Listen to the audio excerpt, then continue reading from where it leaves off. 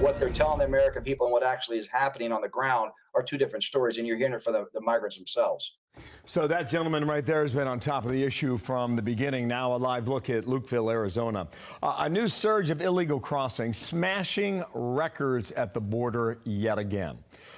We recorded more than 12,000 encounters in a single day this week, and our cameras were capturing long lines of mostly adult men from all over the world, slipping through breaks in the fence, led there by smugglers. And Bill Melugin's been there all week. He's live again in Lukeville, Arizona. Has much changed today, or is it the same pattern so far? Bill, good morning. Same pattern, Bill. Good morning to you. It's been a wild week down here in Lukeville. Border Patrol needs a lot of help. Every time they fix a hole in the border wall, smugglers cut it elsewhere, and there are more mass illegal crossings. You mentioned those single adult men crossing. Take a look behind us. These guys all waiting for processing, coming in from all over the world. See if we can talk to a few of them real quick. Sir, where are you from? What country? India. India. Where do you want to go in the United States? California. California? What city? No. You don't know yet? And why'd you decide to come? You want to work? Work, yeah. Work? Gotcha. Sir, where are you from?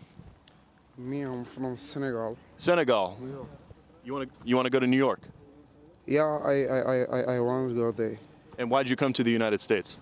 Because it's the peace country and it's the democracy also. That's why we want to be here to continue what we are planning our life, because we see so many people who is here and the life is very great. Did you pay anybody to come here? Any smugglers? No, I was trying myself because I was work hard and the things is very hard. So me, I struggling so much. Then I do my best to see here in America is so much democracy we see all over in the world. Okay, so here for opportunity, democracy, that sort of a thing. Anybody else here from Senegal? Senegal. Senegal? Got a few hands raised up. Where in the United States do you guys want to go to? What cities? New York? New York? Michigan. Michigan. Where in Michigan? For meet my big brother. For your brother. Your brother's in the U.S.? Yeah, my big brother. Sir, where do you want to go? Don't speak English. No English. Okay. Español aquí? Español. Dominican. Dominicano. ¿Y a dónde vas en los Estados Unidos? A Philadelphia. Philadelphia. Okay, so you get a flavor right there of some of the places these folks want to go. We want to show you some video we shot late yesterday afternoon before sunset. We talk about those wall breaches. Take a look at this. There was another cut in the border wall here in Lukeville. You'll see on the right side of your screen illegal immigrants pouring in through the breach in that wall. Hundreds of them end up coming through. Border Patrol overwhelmed in the area. You'll see them start walking down the border road, waiting to be processed, looking for Border Patrol to turn themselves in. This sort of thing happens every single day out here.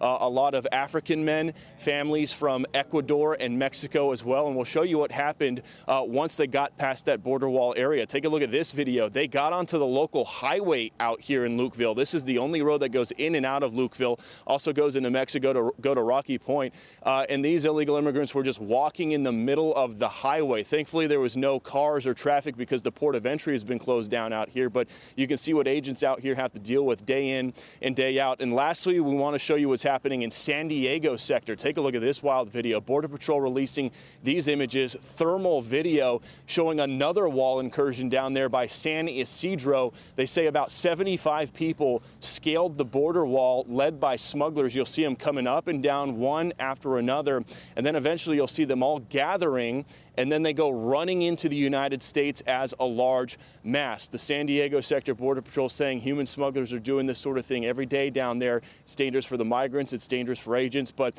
this is happening all along the southern border. Back out here live just a short time ago before we came to you guys, Border Patrol had all of these men take trash bags and pick up trash in this area. We're actually in the Oregon Pipe Cactus National Monument. That's what this area is. It has been completely trashed through illegal immigration over the last couple of weeks. Before these guys get processed and transported, they gave them trash bags and made them pick up as much trash as they possibly could. We'll send it back to you. So, Bill, just a couple of questions. I don't know if there's able to ask some of them this, but if they're coming from India and Senegal, how did they get to where they are? How did they get to South America, Latin America? And also, what have any of them said to you what their credible threat was, because that's the bar for asylum, was for them in those countries. So for the first question, it's a good one, and we've asked them all that question.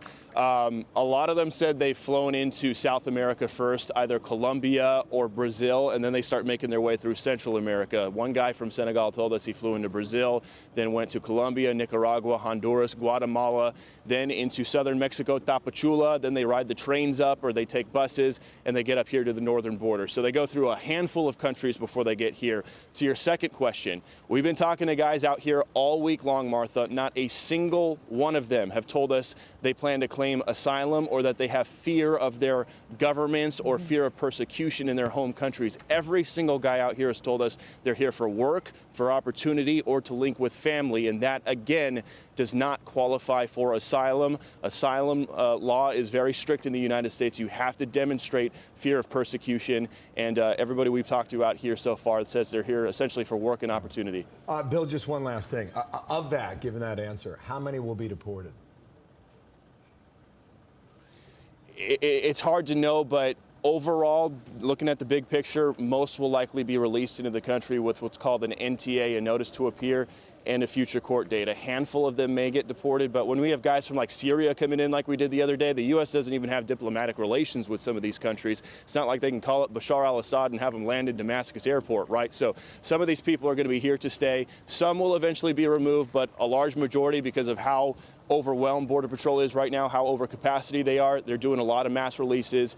A lot will probably get NTAs, notice to appears, with future court dates. And sometimes those court dates are years out in advance. Yeah. Bill, we've talked to you every day down there, same location. Good work down there. Thank you, Bill. I'm Steve Ducey. I'm Brian Kilmeade. And I'm Ainsley Earhart. And click here to subscribe to the Fox News YouTube page to catch our hottest interviews and most compelling analysis.